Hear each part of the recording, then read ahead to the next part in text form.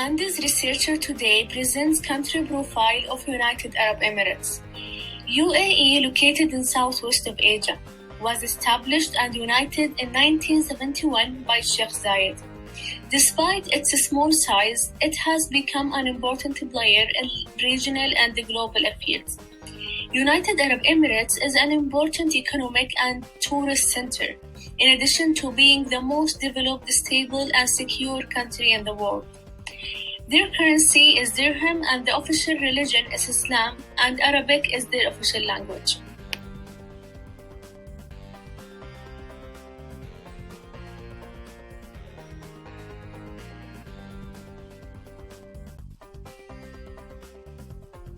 From 50s to 70s, there was a total dependence on fishing, agriculture, and imperial trade. And when the country was united in 1971 by Sheikh Zayed, he established ADNOC Petroleum Company for oil exploration, and here the economy boomed greatly. This is what the rise in GDP shows. In the 80s, the United Arab Emirates suffered from the large deficit due to the depressing in oil prices, as the country was dependent on it. So, the country decided to diversify its economic sources. This period also witnessed a big jump in the entry of the private sector in the field of industrial investment, as well as the entry of privatization, financial liberalization, and reduction of government intervention to the Emirati economic flows.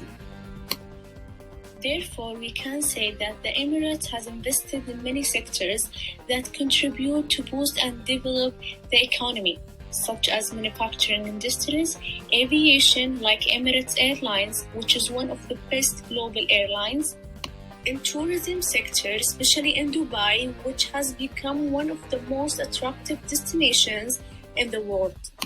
Banks, trade, and real estate sector, as there are many areas called free zones that attract many companies and institutions for many advantages, such as it doesn't impose any taxes at all. And in the technology sector, as UAE ranks second in the world in terms of using modern technology and creating smart cities. And innovation sector, as UAE has developed a plan for 100 national initiatives in innovation in educational, health, energy, transportation, space and water sectors, with investment reaching more than $80 billion. As GDP per capita is an important indicator of economic performance, we can see that it is always on the rise, which indicates that it is an economically developed country.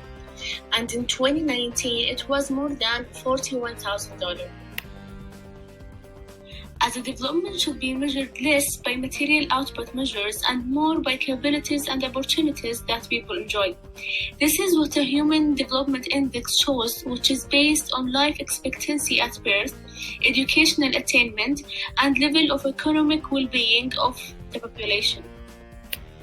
Life expectancy at birth for Emiratis is 77.8 years.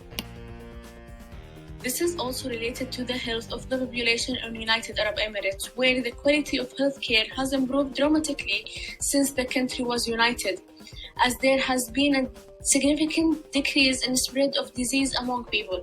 Also, in 2019, UAE ranked first globally in health sector. Secondly is educational attainment. Development of education is one of the priorities in Emirates, as Sheikh Zayed stated that the greatest use that can be made of wealth is to invest it in creating generation of educated and trained people.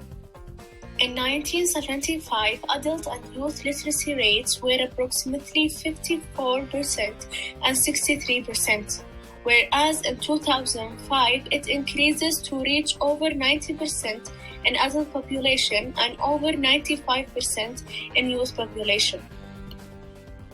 Finally, the level of economic well-being of the population, which is measured by gross national income. GNI per capita in Emirates is $43,470, which is relatively very good, as it's higher than Japan, South Korea, and New Zealand. So after these measures, the Human Development Index in Emirates is 0.866. Economic development or human development is of greatest significance for Australian firm. First, they are completed and impacted each other as they are mutually inclusive. As a human development increases with the increase in economic development and vice versa.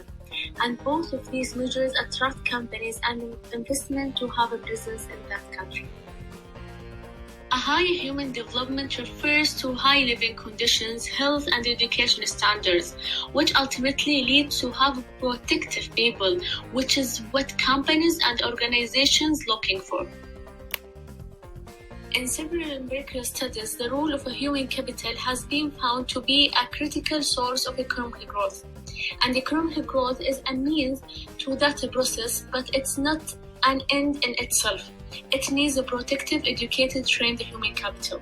That affects economic growth through increasing the productivity of physical capital, technological development, and its spread. Also, high economic development means that there is a good infrastructure, high use of technology, and having multiple and different economic sources, which attract different companies and organizations to this country. Therefore, both of economic development and the human development are a great significance to an Australian firm considering establishing a presence in United Arab Emirates. First, oil industry, natural gas industry, cement industry, and primary aluminium industry.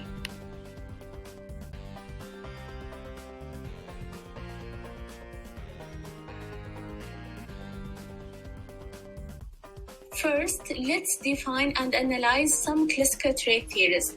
The most used ones are absolute advantage and comparative advantage.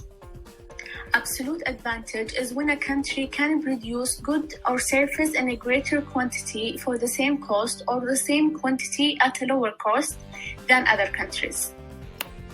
Comparative advantage is an economy's ability to produce a particular good or service at a lower opportunity cost than its trading partner. When the country that is more efficient at the production of a good, it would choose to specialize in that good. But this isn't always the case. Rather than absolute advantage, comparative advantage is the driving force of specialization. So, when countries decide what product to specialize in, the essential question becomes how could it produce the product at lower opportunity cost? And opportunity cost refers to what must be given up in order to obtain that item. So, let's take a real example. If Emirates and Australia are trading partners of importing and exporting oil and aluminium, in the first look, we would say that Emirates should produce both of them as it has absolute advantage. But in reality, by using comparative advantage and calculating opportunity cost, we will find that Australia has a lower opportunity cost of producing aluminium, and Emirates has a lower opportunity cost of producing oil. Therefore, when Emirates and Australia allocate and specialize in a product that comparatively most efficient in its production than other, both nations will benefit from trade, as larger quantity would be available for both nations and there will be efficient allocation of global resources. As there are positive sides, there are downsides of specialization, like threats of uncompetitive sectors due to the availability of cheaper and better imports. Also, the risk of over-specialization, as the demand of one product would shift and change.